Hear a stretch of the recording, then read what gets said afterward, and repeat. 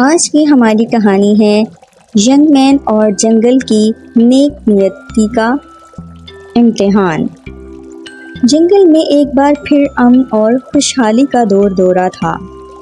جانور young man کی قیادت میں نہایت مطمئن اور خوشحالی کی زندگی گزار رہے تھے، لیکن اب جنگل کے باہر ایک نیا مہمان آیا جو اس امن و سکون کو آزمائش میں ڈالنے والا تھا۔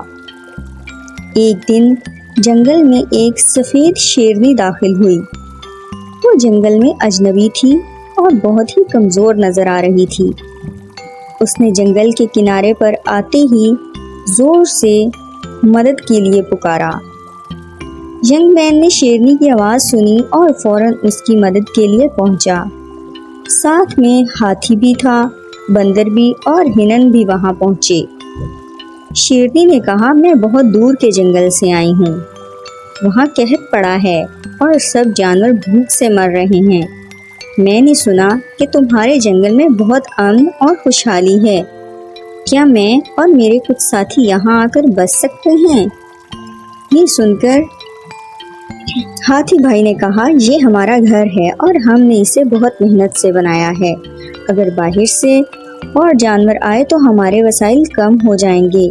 بندر نے سر ہلاتے ہوئے کہا، ہاں، اگر اور جانور آ گئے تو ہمارے لیے کھانے پینے کی چیزیں کم پڑ جائیں گی۔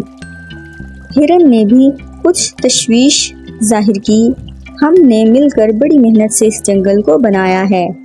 کیا یہ مناسب ہوگا کہ ہم باہر کے جانوروں کو یہاں آنے دیں؟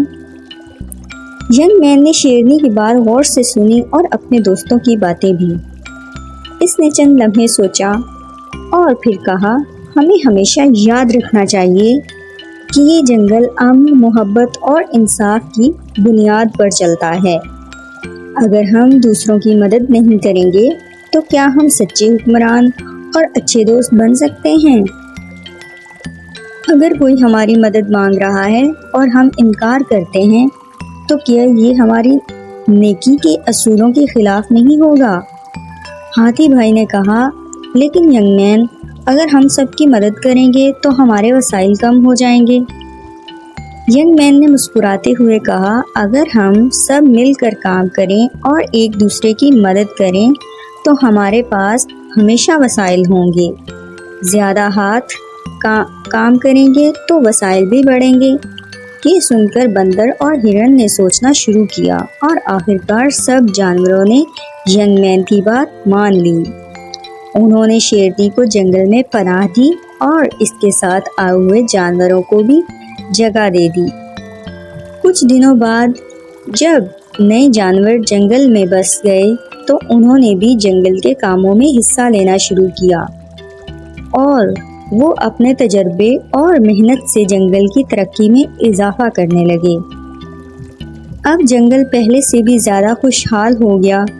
شیرنی اور اس کے ساتھی جانوروں نے ینگ مین کا شکریہ ادا کیا اور کہا، تمہاری نیک نیتی اور انصاف کی وجہ سے ہمیں نئی زندگی ملی ہے۔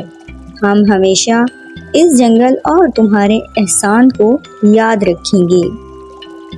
ینگ مین نے کہا، یہ ہمارا فرض تھا۔ ہمیں ہمیشہ ایک دوسرے کی مدد کرنی چاہیے کیونکہ نیکی اور محبت ہی وہ اصول ہیں جو ہمیں مضبوط اور خوشحال بناتے ہیں۔